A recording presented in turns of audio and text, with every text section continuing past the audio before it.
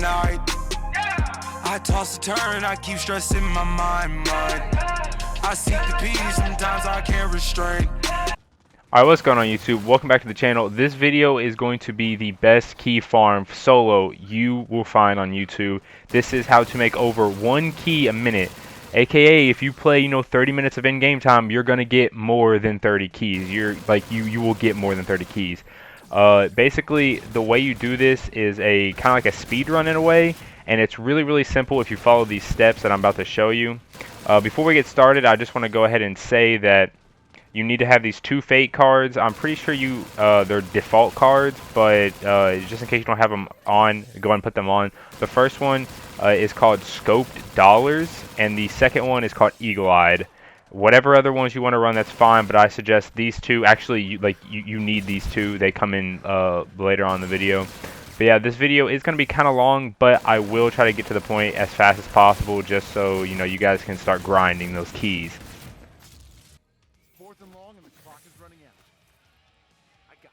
Alright, so the first step you're going to want to do is as soon as you spawn in, immediately grab the M1.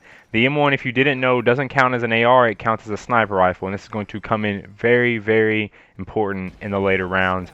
Next up, after that, on round 4, you're going to want to activate Scope Dollars. Because the M1 is a sniper rifle, this does count towards Scope Dollars, so it's like every kill gives you 300 bonus points with a sniper, which is really nice.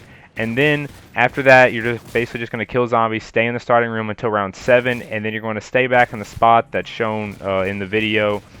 You just stay back there, and the clowns will just constantly spawn in front of you, and you don't want to leave this room until about round 6 or 7, so yeah.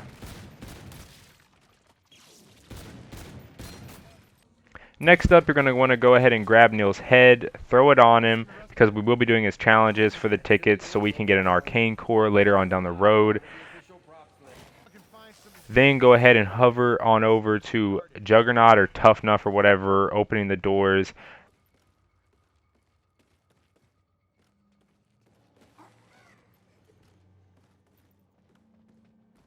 Make sure you go ahead and turn on the power so you can actually grab Juggernaut.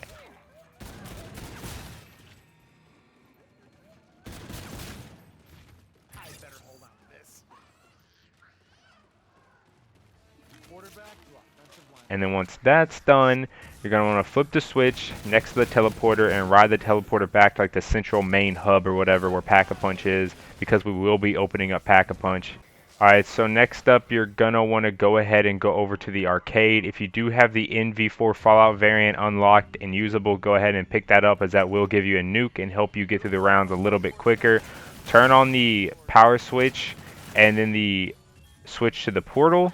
Go ahead and go through the portal and back to the central hub, and then again for the other side. I think this is the one that powers Bang Bangs, but you're not going to grab Bang Bangs just yet. Go ahead and flip the power switch on, turn on the switch to the portal, and then go ahead and hop on through the portal and go back to the central hub again. Alright, and now you're going to want to go ahead and go to Polar Peaks, doing this again to activate another portal. Go ahead and open the doors and go on up to the power switch.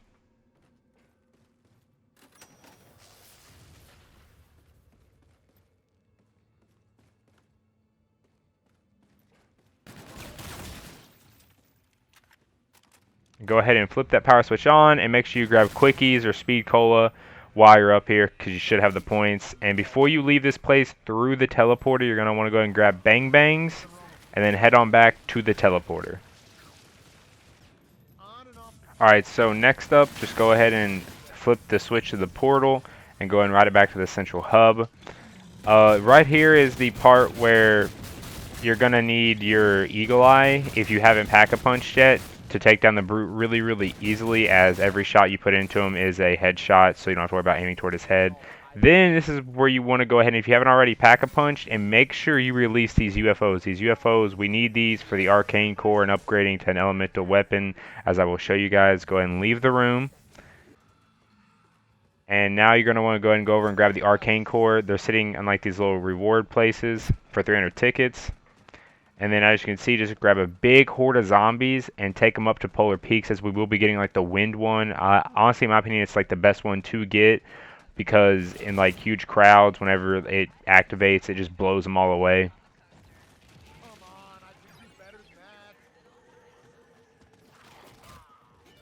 And once you get up here, go ahead and just flip the trap on, as you need to get kills with the trap in the vicinity of a UFO, which is just flying around in a circle right there. Just pick off all these little extra stragglers. Stragglers. What am I saying?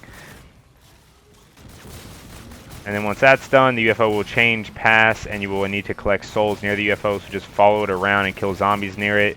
Once it's had enough of these souls, it will then, it'll stop flying, the UFO will disappear, and a little yellow orb will spawn, and you can pick it up. And then this is when your gun becomes absolutely OP. As you can see, I just mowed that horde down with no problem, and we need this. Alright, and once you have all that done, go ahead and head on over to the basement and grab Racing Stripes. I think that's what it's called. The basically stamina up, except it also includes Gung Ho. And then right here, you see the Brute goes down like so quickly with this elemental upgraded Pack-a-Punch M1. Like, it would have been even easier with Eagle Eye, but we don't have it yet because we already used it. Go ahead and head on over to the arcade and grab your Blue Bolt. It's like right next to the arcade. You can just go through it from the central hub and you'll get right to it. And then at this point is where I mentioned that, say if you're out of Eagle Eye, make sure you're constantly stacking up on your Fate and Fortune cards, because these do help out a lot throughout the rounds. And then after that, you're pretty much set. The MV4, for me at least, this is how I suggest you use it, is for just basically rounding up a ton of zombies and just aiming at their heads, as this does give a nuke for every 150 kills. The M1 honestly is your go-to weapon after round 20, but this right here for right now in these rounds pre-Pack-a-Punch is pretty nice, but the M1 will always do much better.